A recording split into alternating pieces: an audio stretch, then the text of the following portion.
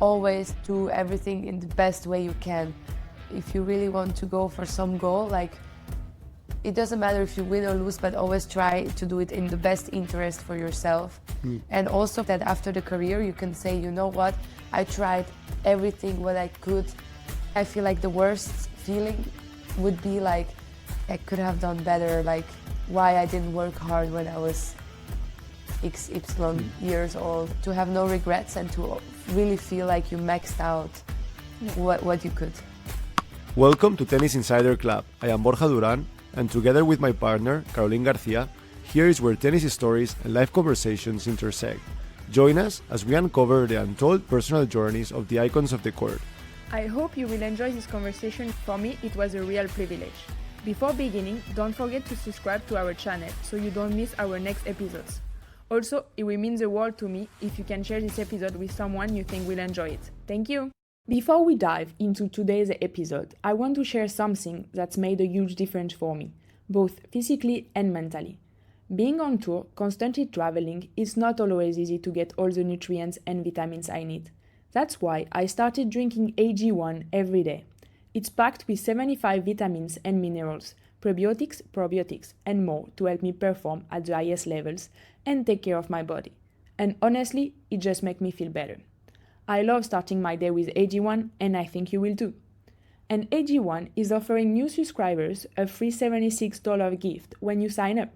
You will get a welcome kit, a bottle of D3K2, and 5 free travel packs in your first box. So make sure to check out drinkag1.com/tennisinsider to get this offer. That's drinkag1.com/tennisinsider to start your new year on a healthier note. Belinda, thank you so much for being with us today. It's really an honor and we appreciate it in your busy schedule. We are making it. And first question, how did you start with tennis? Well, thanks for having me as well. We made it and it's really exciting. You are doing this new project, so I'm happy to be here. How I started with tennis very early. We had a tennis club very near our house where I grew up, and my father and my parents, they really like tennis because of Martina Hingis in Switzerland. And then, he said, like when my son will be born, I want him to play tennis. And then it was me. So, no, they just played for fun in the tennis club near our house. And then, when I was like walking a little bit, I just came with them and then I started. And it was like this, yeah. It's very early when you started to play tennis at the end. Yeah, it was early. I was 2.5, 3 years old. Wow. Yes, I don't know if you can call it tennis at that age. It's like... But you were around balls, racket. Exactly, yeah. And then, when I was 4, 5, then it was like maybe a little bit training and everything. But I started very early, also with tournaments, yeah. Nice. How was that first stage, kind of tennis? I actually don't remember it, but I remember I always liked to compete and play points. So even like in the practice, I always needed something like, okay, if I put 10 times the ball over the net, I will get this, or always about some goal or some competition. And I remember, I think my first tournaments, it was funny, like my dad, he always had to go with me on the court to put my bag there and then to say, okay, you will play the match now, bye. And this I remember, but otherwise I cannot remember much. But I just remember, being competitive in everything, not only in tennis. And after you started to train with the mother of Martina Hingis? Yes, exactly. So in Switzerland, she was obviously a big athlete that achieved amazing things. And then my father, he was very inspired by her story and everything. And then he took all his courage and he called Melanie and he asked her if she would take a look at me, what she thinks and everything. And then she said yes. And the first time we went there, I didn't want to play. I was so shy. And I was like, and then she just explained some things to my father. And then the second time we went there, I played. And then we moved to her place so I could practice day to day at her tennis school. Martina was still playing at that time or no? Yes, she was. I think she gave the comeback for her second career. So yeah, and she played with me a couple of times. It was a big highlight for me when I was a small kid. And she actually played with all of the kids in the club, so it was very nice. And then I was just practicing there, and yeah. You moved with your family or just by yourself? No, with my family. I was 6 years old. Yeah.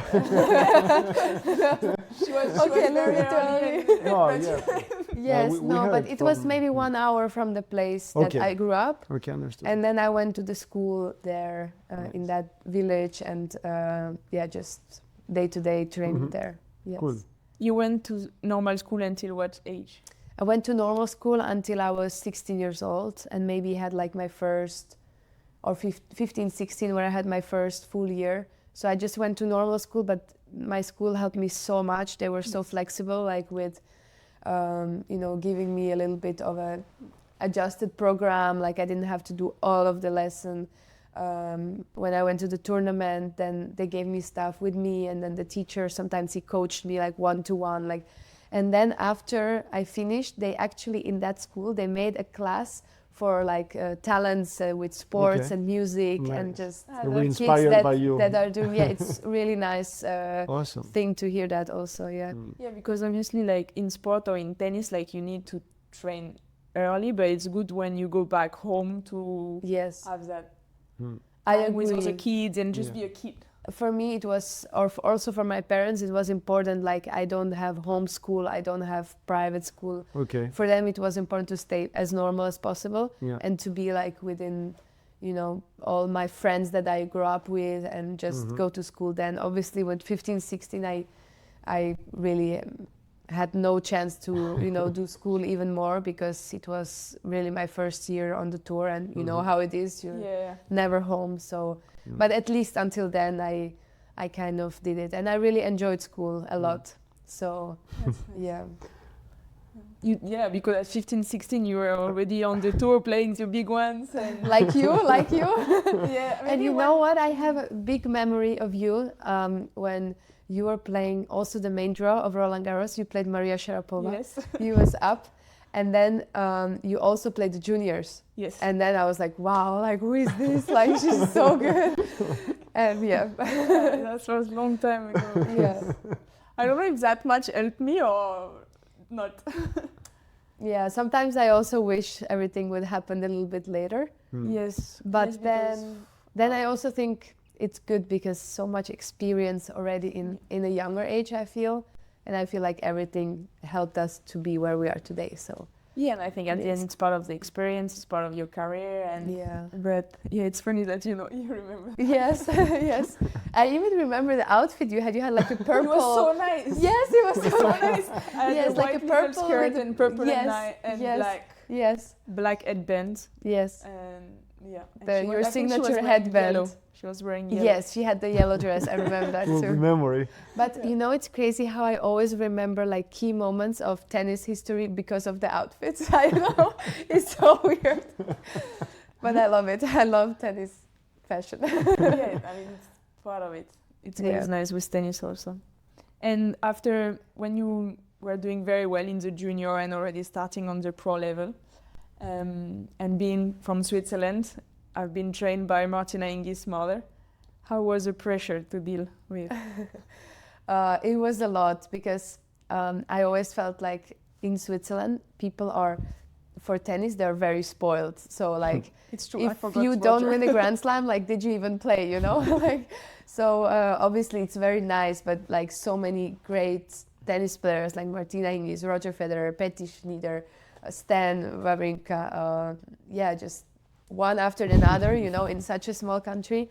And then when you are next, it's kind of like, but like she didn't win anything yet, But in a way, I felt very honored to be like mentioned in this group of people. And like, I always feel like when people put pressure on you, it's you gave them a reason to do that, which is, I think, a very big compliment, I would say, because if people wouldn't expect things from you, it wouldn't mean that you are good or becoming good or something.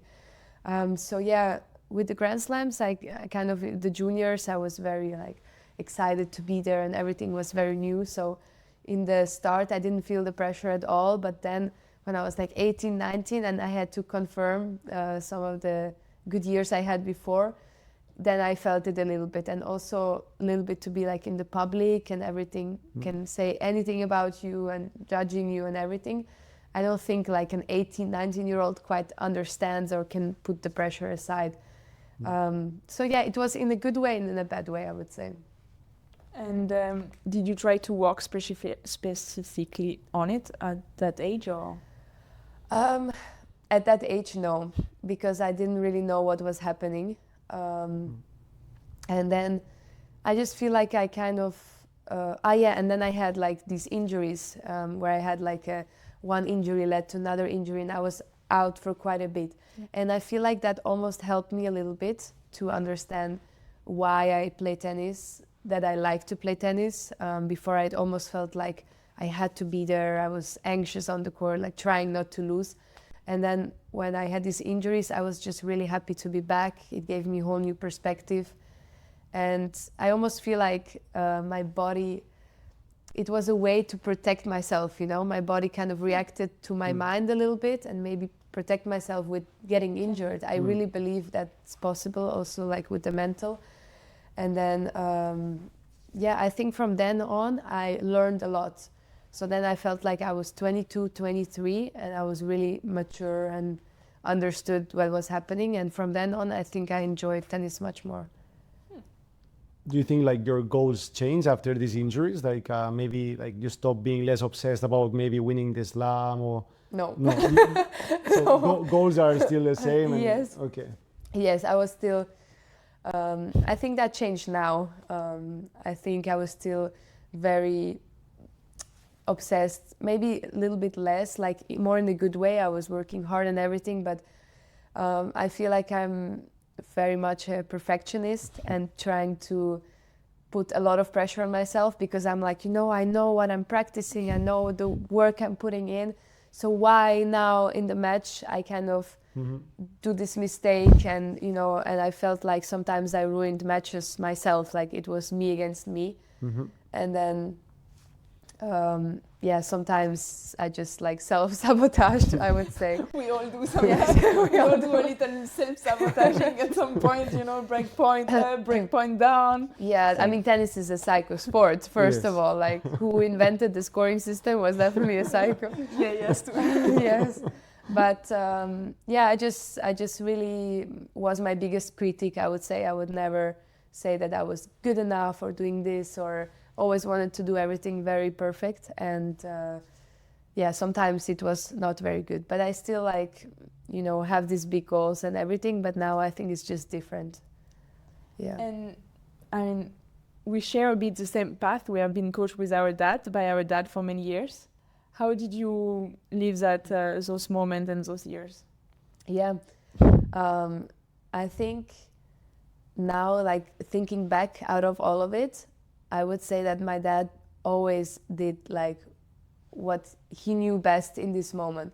But, obviously when I was a teenager, 17, 18, I didn't always think that way. And I was, of course, we had some fights, some disagreements, and just me trying to not break free a little bit, and I think also for him it was the first time maybe that he had to know when to let go and when to, obviously like our parents have to push us a little bit,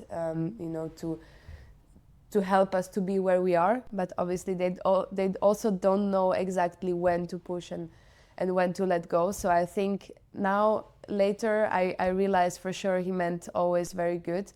And sometimes I was also maybe not the nicest to him. But in the end, I think now we have a really good relationship, because I think we both realize, that, okay, I grew up, I'm 27 years old now, it's much, much different. But I think it's really nice. We can both reflect on things that we didn't do maybe very well, or things that worked for us. And also, I have to say that without my parents, it wouldn't be possible, because really now I can see how much they sacrifice their life for me and my brother so we can kind of achieve our goals and dreams. Obviously, it's, you know, also putting a lot of pressure on the child. But yeah, it's kind of a balance. But yeah, now I can see what it is to be a parent. So, you know, when your mom always tells you like, wait till you have your own kids. And then you're like, blah, blah, blah. And now that I have it, I'm like, he was right. He was right. And yeah, so yeah, now I can see the love you have for your child. How old were you when you stopped being coached by your dad? Well, the first time, I think it was around 19. Quite young. 19. But then we kind of reconnected again. Also coaching, I think it was 20, oh God, I don't even know, 21 maybe. I mean, I tried a few coaches, but then I was like, okay, maybe like we reconnect again. And now I think we both just agreed that, you know, I will have also a coach. But now, for example, when I came back after the pregnancy, the first 3 months I was with my dad on the court. So now he's always there for me, and like I can ask him like for advice or this or that. And sometimes he still tells me like go into the ball a little bit more. And now I can take it a little bit more with the humor. Yes. Yes. Like, So you think it's easy for you like to separate? Like when you're on the tennis court, he's like maybe your coach, but then after it's just your dad, no? And he leaves you. Yeah, now much easier. Yeah, Okay. Before not so much, because I felt like he's always like pushing me on the court. And yeah, I think now I know why he did it. But yeah, when you are obviously 18, you're having a little bit your teenager rebellious years. And for me, I think puberty came much later. So I had it like, yeah, with almost 16, 17, 18. So yeah. it's not easy to find the balance sometimes, and sometimes to be always like, as in the tennis environment with your parents or with your father, like sometimes you want a bit more that freedom. Yeah. But it's true that if you have him as a coach, it's like it's tough to have that freedom especially if you're traveling all around and like. Yeah. I think it's really difficult also for them to find the right balance, like when to let go, because I feel like also years for them just go past, you know, like you're 12, 13, and suddenly you're 18, and they're like, but maybe have to act a little bit different, you know, like to let sometimes go. But also as a professional athlete, it's not like they can just send us to go to the party or something, you know, so yeah, maybe like when you have your school, just going to school and then to university, like at university you understand it's time to just like let go, but it's true like maybe in sports we are missing the university time. Yeah, doesn't matter if you're 18 or 24, no? Yes, or when you go, tennis. You know, when I was like 17, 18, I was like, I should have gone to college. Yeah, I always wanted to go to college. And now? Just like to have a party. And I thought that's the life, but obviously like, yeah. I mean, now there is a lot of girls I making know, it after university. I know a lot, like yes. Crazy a lot. Yes, crazy a lot. And like really playing like top 10, top 20 tennis. It's nice to see, I think. And for me, it's very nice to see that, we will see it more and more probably. Maybe it's and a good I think also you saw it in the men before, and now in the women a little bit more. Maybe it's also a good like mental preparation. No? You arrive to the tour a bit more mature, no? A bit more like with more like tools on how to handle like pressure, success, no? Yes. You're still like less a baby at the end. Yes. But I always feel like everyone has their own path, and it's not possible to choose. Like you cannot say, okay. Like if you play the level, you cannot say, I will still wait a little bit until I'm older. You have to take your chances. Yeah. You have to take your chances a little bit. And I feel like some players enter top 100 with 27 and some players enter top 100 with 17. So like Coco Gauff and Mira Andreeva now are also very, very young, you know, entering. I feel Coco has been here forever and she's like, I don't know, 21, 22. I'm like, is she ever getting old? You know? Yeah, I feel like she's, it's Mira is a teenager since 10 years, you know? Yes. And Iga as well, no? Sometimes you forget how young she is. Yeah, it's crazy. But I think for sure people say to you also a lot, like people feel like you are much older than you are because you are just... Thank you. No, but for me also, no. No, they just say like exactly what you said, like... Yeah, you're playing already for 10 years, but you're still 30 years old, you know? Yeah. No, I know what you mean. Like, it's crazy. It looks like it's been forever. Yeah. But at the end, it's like... Yeah. We're still young. You Yes, were we mentioning, are. yes, of course. I feel like tennis old is like when It's you're like 30, people yeah. call you old in tennis, and normal people are like, what? Yeah, leads are a bit like dogs. No, every year is like like 7 years. Yes, yes. Before you were sharing a bit, now that you're now a mom, how does motherhood has changed your mindset or your approach to tennis? Well, in a lot of different ways, not even in a tennis term, obviously in the things that you said, like the emotions you feel when you are a parent and the love you feel, like it's probably something that you cannot, or people that maybe don't have kids or don't have kids yet, don't understand. I can also understand that as a parent you would do everything for your child, and also can see a little bit the pressure of a parent to do everything correctly, you know. And then some of the things for sure, like me and my husband are gonna do something that Bella, she's gonna grow up, she's like, you did this so bad, you know, like. So for sure, I think it's like this responsibility that changed. But also tennis-wise, it's just for me very, very different now. Tennis, it's like sometimes I felt on the court like it's about life and death. Like if like I have to do everything possible to win this match, and if I lost the match, I would be like devastated. Like it was just my whole life, you know. And now I just feel like it's not. I feel like it's a very funny. In United Cup, I lost like 1-1 to Yasmin Paolini. She completely smoked me. And I just went off the court, and I was like, the next day we went to Bondi Beach and we had like the best day ever. It was an amazing day.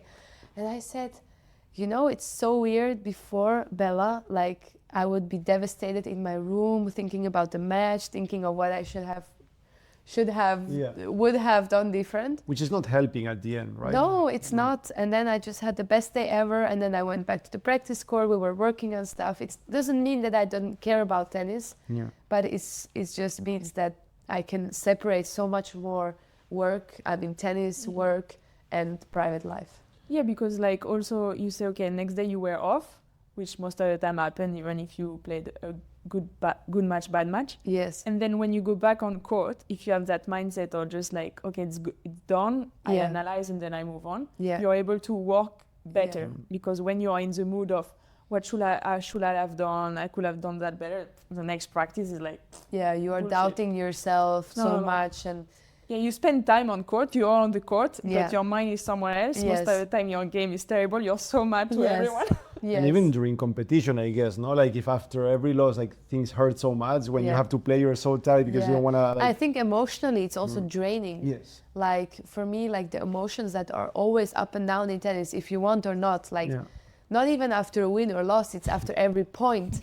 You are like, you win the point, you're like, you lose the point, you're like, It's always up and down. And I feel like emotionally it can be so draining. So really to have a little bit of like balance. It's also saves a lot of energy. Maybe I'm mistaken, but I have memories of you on court being younger, being a bit like emotional, throwing rackets. You are mistaken. I don't know about that. Throwing rackets, maybe, not sure. Shot into your box, pretty sure. Yes.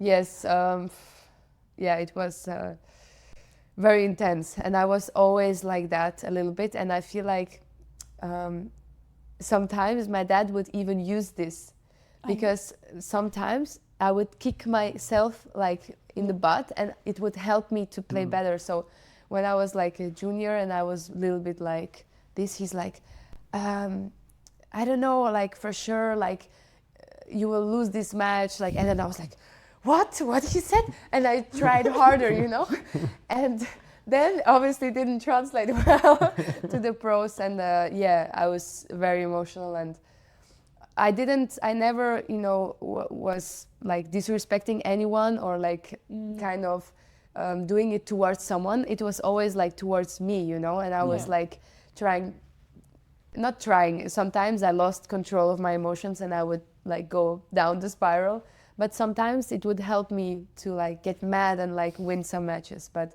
I'm not really proud of some moments, and it's very hard for me to rewatch them. And also like towards my box, just shouting at myself, but to them. And it's not it was. Sometimes maybe it's gonna happen again, I don't know, but it's just part of me. But I always, like my whole career, I was trying to work on getting a little bit more balanced, I would say. Also, maybe it helped you to play your best tennis at the end sometimes.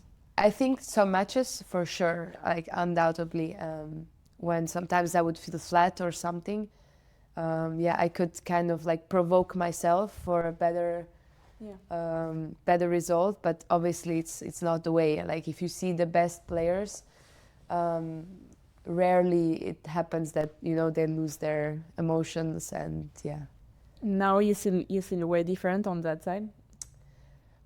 Yes, and I did not have to even think about it. And now it's just like, I don't throw my racket because I don't want Bella to see that, you know. And it's really, it's actually, it's crazy, but it doesn't even cross my mind to do it. And I'm not saying that I will not do it. Please, if I'm gonna do it, everyone's gonna Next time show you do this it, we will publish the interview. reel. Yes. That's my fear. Please, cameras. But but I definitely feel like, also what I said before, that I don't see it as a life or death anymore. I think that's helping also. So it's connected for sure. It's for sure connected, yeah. It's great to see. And I always said off the court, I'm very calm. Like I rarely get like very upset about something. And I always say like tennis makes us psycho. I mean, I agree. I think most of us are different on outside. The court. Outside of tennis court is already different. Outside of tennis environment is even more different. Yes. Because sometimes when we arrive already in the tennis environment, we start to change. You have to get tired. But I know so many players that are so different off the court and on the court. It's crazy. I think it's normal, no? Like it's a sport with a lot of emotions. You want to win, so it's normal that you like. You get carried away. Like sometimes on the court, it feels like you're in a different mindset. You're just really playing to survive, and just. Would you say you were like before Bella? Would you say you were happy as a tennis player? Or? Yes. Yeah. Yes, I have to say, like, of course there was parts that you are not happy, especially after loss. You're like, why am I doing this? Or sometimes I would very struggle so much with being nervous before the match. Like I would almost puke, you know, from being nervous, and I was like, I hate that feeling.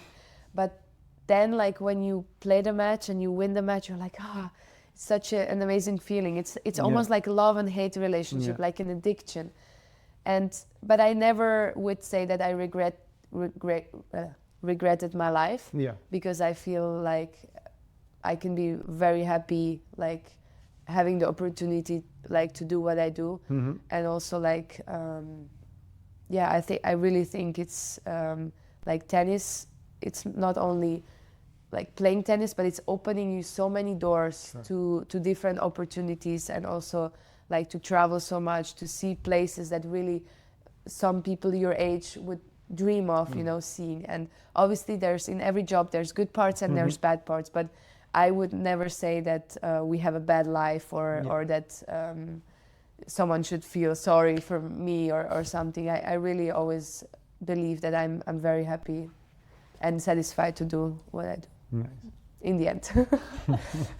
And those anxious feelings you say you were having before the match, when you were entering the court, was they like going less, or was still the same? Now, it's different. It's a different kind of nervous. It's like a good kind of nervous, like just, okay, like I hope I can play my best. I hope I can show a good match. It's not so much like fear of losing, you know. Sometimes when I'm nervous, I just, like, obviously, I don't even know what you're nervous about, but it's just, it's just this, feeling. Autopilot mode, no? Yes, and then you see all these players creating the crazy routines, because that's the only thing you can hold on to.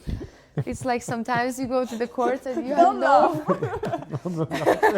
I'm not laughing. Do you have any crazy routines I should know about? I don't know, but... No, you're not very superstitious. No, I'm not superstitious. No. Okay. I mean, very little. But at the beginning, I'm a bit more, but I'm always like a pain in the ass. So if I see superstition, I want to change. I will play with it until it's gone. So. No, but it's true, like, when you enter a bit the tennis environment, like, you could see, like, how tighter I was getting every time I was entering the tennis environment, and then how everyone was tight, and everyone was like, you know, like I was like preparing my warm-up of the match so well, and etc. And he was like, okay, why not? I mean, at one point, I made my whole team like eat the same thing for like 7 days. It was crazy. Like we had to go to the same restaurant and everyone had to order the same thing, and they were just like, no, what the hell? Like, no, but it's true. But you know, like for me, what I just say, it's not in a bad way. Just like it makes you realize that it makes no sense. It what makes are you no doing? sense, but it's just the only opening thing your eyes, you know? you can control, because I just feel like on the court sometimes, of course you can play well, you can do everything correct, but some things are out of your control. So then my mind goes like, okay, so the things you can control, you have to do them right. And then obviously it's like preparation in the tennis, but then preparation like how you pack your bag, and then like what you eat, and then like what you eat for breakfast, like the way you go to sleep. It's like I couldn't move anymore like freely, you know. It's just. Did you win that tournament of the 7 days? Yes. Oh, That was the problem. That was the problem. Yes, of course. Next But then you try to do again. it the same, and then you lose, and then you change the routine because it's shit. You take another one. Instead of accepting that routines don't matter, no, it's like, okay, we try another one, of which course. is the perfect one. Yes, but No, then makes sense, makes now sense. I also learned, like sometimes I now on purpose do something different, and I'm like, it doesn't matter, like it's not gonna help your forehand, like yeah. Yeah, I mean, I think like being relaxed, no, as long as you like put the work, the hours behind, no, probably it's a good thing, no. It will help that down the line if you are are loose, no. I think also like we get more experience and more mature by age, so like. No, for sure. Yeah, for sure. Like the years on the tour will make you more relaxed, and it's not. It's like our end. You know, we're getting to the end, so we are getting to the end. We will arrive to matches without even warming. I'm ready. I did my hours. Yes. To come back a bit on your first 1000 event in Canada. I remember that when I was in the player lounge watching the end of the tournament. Yes. Yeah, I don't know why I was still there. Maybe that was, I don't know. Yeah. And how was it for you to beat like all those top 10 and then beating Serena on your way to the final? Yeah, like you were for a me, baby, I remember. That tournament is like, it feels, every time I think about it, it feels like yesterday. It's like that tournament for me. It was, I think, from start to finish, like amazing emotions, and kind of everything went together. And for me, to play Serena, because when I was small, I was obviously watching Serena and Venus play, and I thought like for sure I will never have a chance to play them, because A, I don't know if I will ever make it to that stage. B, I don't know if I will make it in time that they're still playing. And then C, to like be able to play them and win the match was like amazing, and for sure this match I will remember the most.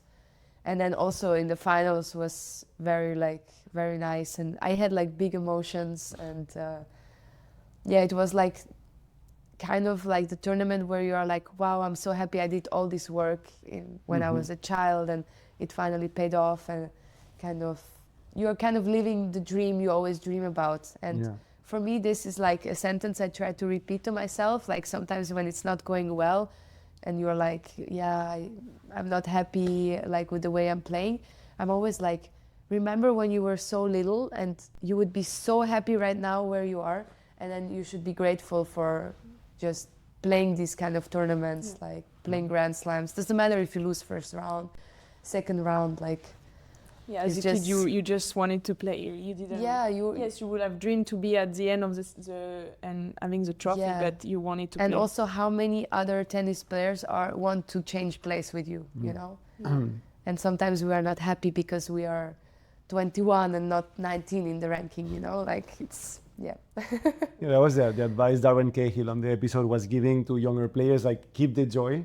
Because this will end one day, and like me, I'm 59, and I miss it every day. So really? Yeah. Like every time he steps on court with Johnny, he's like, oh shit, I wish I was the one playing. And when you had time off the court, did you miss it?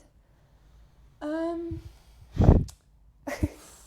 mean, last year I stopped a couple of months because I was not having a good time with tennis environment, tennis moments and everything, so I didn't miss it. Yeah.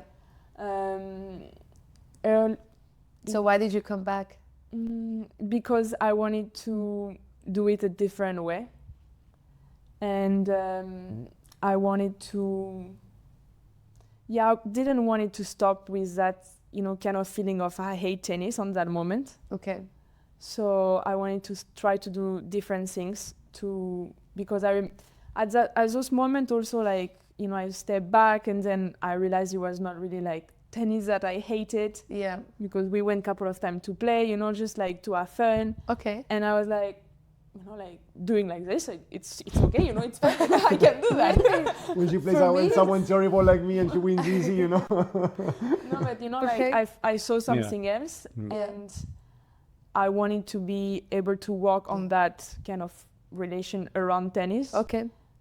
Just to make it a positive way yes, again. exactly. To remember all the great things that I did, and also work on the fact I can be already proud of my career. It's a work in progress still, but because sometimes you see only the thing you never accomplished. But that's what I remind myself also. It's like, imagine someone would give this to you when you are a small kid starting, and you're like, yes, I will take this, Yes, because like, to me, like, and when we started that podcast, I was seeing every single player we were talking to like a huge champion, like it's amazing what they achieve, and myself, like, I was no one, I never accomplished anything, and so it made me realize a lot, and I don't know, like everything together, I'm like, okay, I will give it another shot. Yes, but I mean, I don't see you in that way for sure. I mean, I always remember, how I was looking to you like, wow, so yeah. But it's funny you can say that you can play tennis for fun, because I cannot. I know. No, I hate that. So if you go play with your husband or with a friend, no. Or you want to win? No, I cannot play for fun. It's not fun for me. It's like, no. I mean, at the beginning when we started to date and he asked me to go play, I was like, it took me 2 years to convince. You want to play tennis? Yes. We can do everything else, but we don't do that. Yeah. I mean, it takes me a lot of convincing to get you on a tennis court even now. Like, I'm not saying to look good on TV, but every time I ask you to play, like, I play tomorrow, Borja, like, No, but it's true. It's something you discovered like this off season, because at the beginning you were like, no, I can never have fun on a tennis court. Yes. No? And, maybe I also changed, like you. Yeah, I think after maybe like when you stop, you have a little break or whatever, I think. But also, I feel like that in other things, like when we play cards or when we play, I don't know, games or like Monopoly, it's like, for me, it's not fun to play. Like, what are you playing for when you don't try to win, But I mean, I'm not like that. I am the same, but that's what I consider fun. Me, I consider fun, like wanting to kill someone because I'm losing. That's my definition of having fun. Yes, but for tennis, it's almost like, even when I'm practicing, like I have to know what I'm practicing for. Yeah. Like, okay, I'm practicing to play this tournament or to come back to make. I always have to have some goal. Like I cannot just practice, for no reason. Well, at the end is what you did since you were very early, like to try to practice to become a pro, and after to win a big tournament. It's always like something so in it's your rooted sight, in yourself, no? Tennis is like your job. That's for sure. Yeah. Okay. Well, maybe in some years with some perspective with Bella. No? Maybe when we are old, we're gonna play for fun. In the Legends match. No, somewhere in Switzerland we can find a way to go in Switzerland or whatever. Yes. Would you like your daughter to be a tennis player?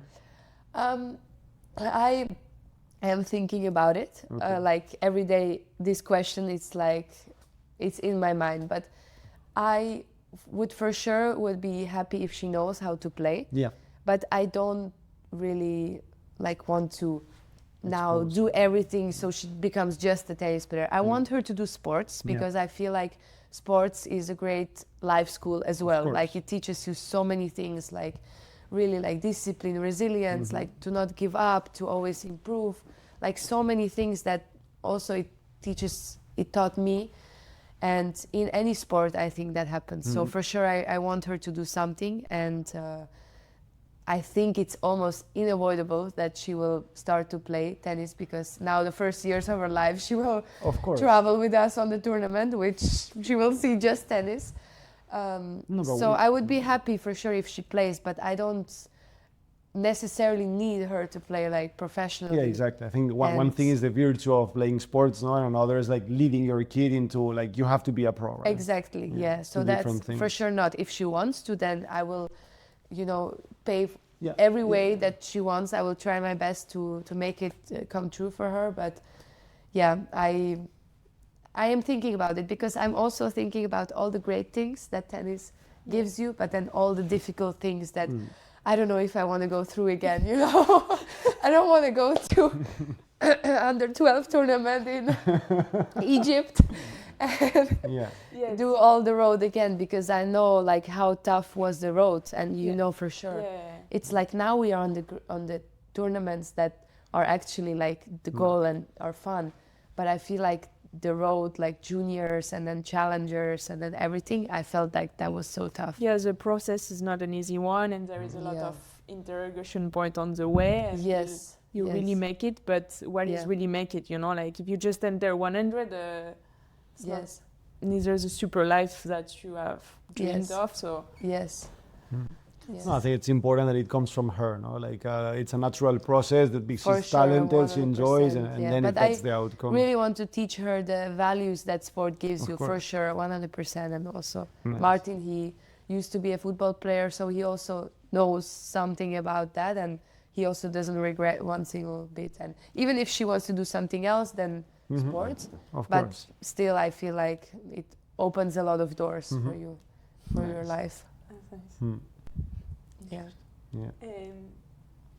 How long is it? 42 minutes. Wow. I have a question. Really? In your career, you had a lot of good results against top players. How did you prepare different mentally, or were you feeling always like more relaxed when you were playing those players? I was more relaxed, for sure. I feel like, in a way, I always felt like I have what it takes to play against the top players, and I always knew that they don't like to play me. Maybe just because I play, I would say maybe a little bit different, like taking the ball early and making it a little bit uncomfortable, but also I feel like, just it's not easy as a top 10 player maybe to play against someone that's outside the top 10, but still is a dangerous player. So I felt always very confident going on the court, and also there is nothing to lose. Like if you lose, you are like, okay, I did my best. I won a set, it's fine. But when you are a top 10 player, it's not easy to play, all these players that are very dangerous, and everyone wants to beat you. And the younger one coming up, supposed to be next top 10. Or exactly, and you have to prove yourself and really be there. So, I mean, my goal now for sure is to hopefully be back up again and kind of to change that a little bit, like to not look who is ranked how much and who is supposed to beat who, and it doesn't matter anyway what's on the paper. I mean, we can see it now. It's like everyone is beating everyone. So yeah, for sure. Yeah. How was it for you to win Abu Dhabi last week? Yes, it was so nice. It was really nice, and I didn't expect at all, really. And it was just really match by match, and kind of almost, I didn't overthink anything, I feel. You know how sometimes when you go further and further, you start thinking and you're like, oh, okay. And you're starting the routine stuff. Yeah, and then you're starting to be crazy. You arrive to semi-final, you're like, wait, what did I do? Yes. Your husband needs to change his menu. Yes. Or the way, how I tied my hair, but first I did this. But you know that it really can happen. You arrive to semi-final and you're like, I really want that for breakfast, but I never had it until today. I cannot have it. Yes, and this didn't apply for me, and just really more relaxed mindset, and just didn't overthink, and just really focused on what I have to do, like to play well, like to be this player. And just blocked out a little bit like not the expectations, but I always feel like people then start to talk and start to make like if she wins, this is gonna happen, and blah blah blah. So just really, I don't even have the time to think about that now. So yes, and it's funny how now everyone is like saying, oh, it's amazing, like for sure she can win some other tournaments or play better. But before, when I started my comeback, like most people were like, for sure it's not possible, you know. So I always feel like people change their minds so quickly. Yes. And it's fun for me to kind of like to be like, okay, you believe in me now, huh? Like, But that's a classic one. it's very classic, yeah. That's the classic one. Yes. I had so many people like saying like, for sure it's not possible like to come back, like why she did this decision now in the middle of her career. Yeah, for sure it's not possible to be in the same level. But now, yeah, she can win a Grand Slam for sure. I'm like, you changed your mind in 1 week. During your pregnancy, you still play tennis or not really? Well, I don't play tennis for fun. So. Yeah, true. True. No, I played like. But you were always sure you would come back, or you would try to come back. I mean, that was the plan, but you never know how the pregnancy is gonna be, how the birth is gonna be. No, but as long as you could, you would try to come back. But I was also ready for the fact, like maybe I will hold my baby and I say, oh, I don't want to play ever again. I was ready for this, but it never happened. Okay. I was like really convinced that it's possible to come back, and I was also happy to come back because I also feel like all the work I did in my career, in my childhood, I don't want to just throw it away. Like kind of throw it away and just want to take out the most what I can out of my career and also like see that it's possible to have both. Yeah, is there a part of that drives you, like the fact of like proving yourself that you can come back after having a kid, or it's just for? No, I don't think it's like proving myself. Okay. I think it's just like doing the best I can. For sure, like the priority is with Bella. So if anything happens, like I'm very happy to stop playing tennis and being a full-time mom if that's what I need to. But I feel like now it's possible to do both, and thankfully, like I have the opportunity to do, like with my husband traveling, with my mom traveling, with his mom traveling. So I really want to take use of that and try the best, you know. So yeah. Do you see yourself playing for a long time, or you haven't thought about it? Well, I think we for sure want to have more kids, so maybe not until 40. A few more years for sure, yeah. Okay, cool. Yes, and you? I will see how it goes, but I will not play many years. Yes. No. When I was like younger, like 17, 16, I said, no, I play until 27 and then I'm done. Yeah? And everyone said, yeah, for sure, wait. And now it happened like this and you're like, yeah, but I still want to play a little bit, you know. No, me, like I was more seeing myself playing longer. Yes.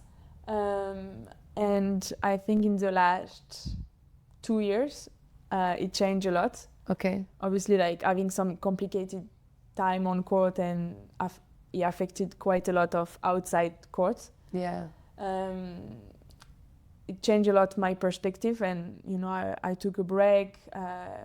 I started to build let's say my identity outside of being a tennis player. Yeah. And in another way, also like we want to have a family. Yeah. And it's different age, so I don't really see myself coming back afterwards. Yeah. And you know, it's also like, okay, I did tennis for 20 years. I also want to be able to experience something else. Yes. And you want to experience it also at a decent age, you know, healthy or whatever. While your shoulder is still alive. Yes. No, his shoulder is still not alive. But yeah, I know, and it's difficult because it kind of the end of the career and the start of your maybe family life, it interferes. Yes. So it's always like finding the perfect timing. It's not possible, you know. So it just happens how it happens. Yeah, exactly. So it's different perspective, and enjoying my time in tennis environment for now. Yes. Or trying the best I can. Yes, you're doing good. Staying in the room. Yeah. So, which advice would you give to your younger self? Oh, this question I always struggle with a lot. Yes. And when I'm under the shower and I'm like, oh yeah, this is great. And then when it's the interview, I always forget. I would for sure like give my younger self the advice to always like do everything in the best way you can. So really, like, if you really want to go for some goal, like, it doesn't matter if you win or lose, but always try to do it in the best interest for yourself. And also for the fact that I feel like after the career, you can say, you know what, I tried everything what I could to do the best I can in my career. Like, for me, I feel like the worst feeling would be like, oh shit, like I could have done better, like why I didn't work hard when I was XY years old. And yes, so I feel like to have no regrets and to really feel like you maxed out what you could. Yeah, I mean, this is true about tennis and everything in life in general. So. Yes. And then when you do your best, it's like, okay, you're happy to accept it, you know? Yeah, you will be in peace whatever the outcome is. Yeah. Yes, exactly. And at the end, you control what you can control. Yes. No? Because obsessing like about tying my hair in a certain way. The first one match, I will be very careful how I tie my hair now. But be ready to have the same menu. Yes. I'm happy to. All right. Cool. Good advice. Awesome. Sorry. Yeah. Thank you very much, Belinda. Thank it you was so a pleasure. Much, Belinda, Thank you very time much as well. You're great, Auntie. It was a great time. Don't forget to subscribe to our channel so you don't miss our next episodes. And it will mean the world to me if you can share this episode with someone you think will enjoy it. Thank you and see you soon!